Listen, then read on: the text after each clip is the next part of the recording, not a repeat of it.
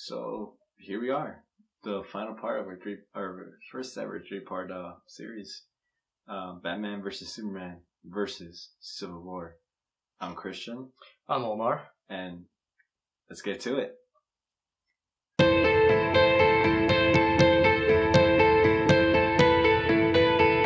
Alright.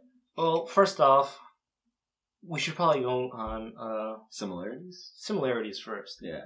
So, let's start off with the villains. Villains were kind of similar in this one.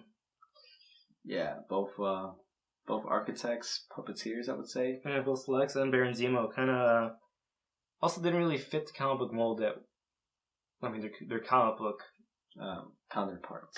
Yes. It was a different take with each character. Baron Zemo's was more, I guess, acceptable for me. I kind of see what they were trying to do with Lex Luthor, but he felt more like the Riddler to me. He was a bit more cartoonish, Lex. And I like in the way this movie universe was set up, he didn't really fit. You don't think Lex fit? I didn't think he fit that well. I'm sorry. Go ahead. I mean, when you have this movie in such a dark and serious tone, and we have someone as outlandish as Lex Luthor in this movie, it's kind of off-putting. They definitely took risks with the character. Yeah, definitely took risks, and I guess I can applaud him for that. But Jesse Eisenberg was okay. Could have gone with someone different. Performance was again cartoonish. Not what I was really expecting, but technically he got the job done, and so did Baron Zemo. They both completed their mission. Yeah. As missions. Yeah. Or villains, my bad.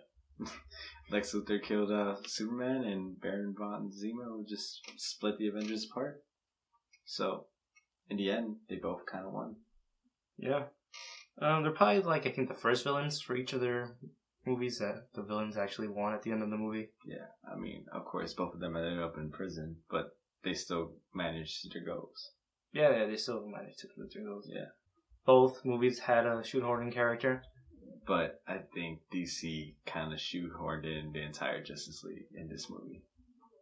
Spider-Man wasn't really needed in this movie, though. I mean, he was well placed and better timing than an email, in my opinion. I mean, true, but... I mean, I just feel like if you're going to introduce anyone, just leave it as... if you're going to introduce the entire Justice League, don't have it during email, and don't do it in a quick 3-minute scene. But also steal away minutes from the story. The story, which Spider-Man stole a good chunk of the movie. And it was okay. Like I said in the other review, I like Tom Holland as a Spider-Man. He was good. But we didn't really need him. All those minutes could have gone to Black Panther. Well, that's true, but we didn't really need all those dream sequences involving the Flash. I mean, Captain Iron Man's motivations here, they were better planned out than Captain Iron Man's. I mean, they were better planned out than Bats and Soups. Yeah. I mean, of course, these characters had history behind them. They had how many movies together already? 2, 3. Too many. And well, this is the first time Batman and Superman were meeting. But then again, it's no excuse to have Superman threaten the shit out of Batman and Batman wanting to kill his hero. And as I stated before, I really think they should have done a solo Batman film or Man of Steel 2, and then we get Batman v Superman. That would have been a lot better. We are introduced to the character more. We don't have to have so much time developing Batman and then rushing his motivations to be unclear at this point, when Batman's supposed to be one of the smartest people alive in DCU. He should have been able to figure out that Superman meant no harm. Yeah. So that's kind of my gripe. The killing thing doesn't really bother me. I mean, he was trying to kill Superman. It's kind of... why?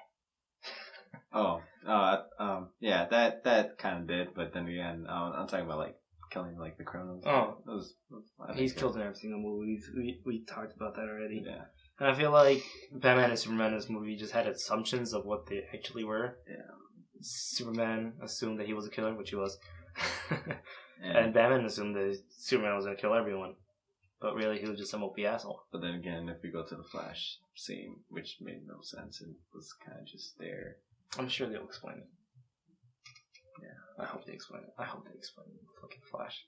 Because I was kind of hyped for that Flash cameo. Alright, looking back on it, what do you think? For each movie? For the Flash cameo. I'm still hyped. You still like it? That scene took me out of, caught me by surprise. Yeah. I kind of saw it happening. I didn't. Yeah, I saw it. How did you see it happening? I just saw it, bro. It was expected. I didn't read any spoilers and everything. I just kind of like, okay, he's gonna knock the fuck out, and when he wakes up, it's gonna be Flash. I was not expecting it. I think you're a liar and you're lying. I swear to God. You're a liar. I swear to God. He's a liar. Don't believe anything he says. Swear to God. I saw it I saw it happening. I don't know. Liar. It just seemed like typical, bad writing.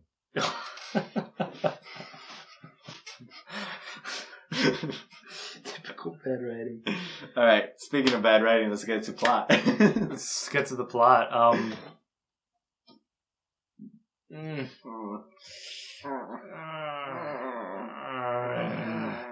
Constipated faces. Dude, Batman vs Superman was everywhere. It was all over the place. And that also has to do with editing and plot, but I felt like better editing could have helped the plot. A lot. Then again, we're getting a 3-hour extended cut. Maybe it will help. Maybe it won't. Then again, I feel like we're getting an incomplete movie with this Batman vs Superman. I feel like Warner Bros. Just EA'd us. Oh, I think that was... The reason why is because the movie was originally rated R because of the action for the African scene. So, Snyder had to cut that part out. He had to cut out a bunch of stuff because I think the studio thought it was too long. But I think he ended up cutting out the wrong things, to be honest. I felt like the explosion after the Capitol, I felt like Superman, they should have shown Superman saving people. And the African scene probably should have been cut down on the violence, but it should have been explained more. And I feel like, not trying to be sexist, but I think they could have cut out some of Lois's scenes. Because I didn't really see a point in Lois's side story. I thought she was useless in this. I didn't really see a point to her side story. Yeah. I didn't think she was really needed. At least, in Civil War, did we really have any female? Besides the superpowers. Well, going back to the Lois thing, I feel like if you're gonna have two detectives in one movie, Lois wasn't needed. I felt like everything that Lois found, Batman could have found. That's a good point. So, that's a very good point. Lois' side story wasn't really needed. I feel like all that time could have been placed into other things. And like I said, I feel like Batman's intelligence is diminished in this movie a little bit. Not as bad as Dark Knight, though. That's true. But still, I feel like, I don't know. Let's talk about Civil War now. Yeah. Plot-wise, it's okay. It's alright. It's alright. Expected it. It's okay. Really, the only big thing is probably Bucky killing Tony's parents. To the fact that the villain also really wasn't needed. This movie didn't really need a bad guy, and I'm kind of disappointed by it. It could have been a big statement in the Marvel Universe being like, look, there's no bad guy, it's just ideals versus ideals. Yep. Obviously, these two movies had similarities, differences. One was better than the other. Obviously, Civil War, unfortunately. I love Marvel. I'm a big Marvel head. But I love DC as well, and I was really hoping that DC would kind of give us something amazing and something to look forward to. But with shoehorning characters, terrible plot, bad writing, some questionable portrayals. It was just a mess. Yeah. And for me as a DC head, I'm not really a Marvel fan. I enjoyed Batman vs Superman, but choppy editing, not so clear motivations, and just the movie being all over the place. I have to give it to Civil War. Yeah. So, as we said, if you want to check out what our more detailed thoughts, you can go back to our previous videos, see what we had to say about each movie on their own without comparisons. And yeah, thank you for tuning in for this three-part event kind of thing, I guess. I don't know. Yeah. But yeah, I I'm Chris. I'm Omar, and thank you for watching.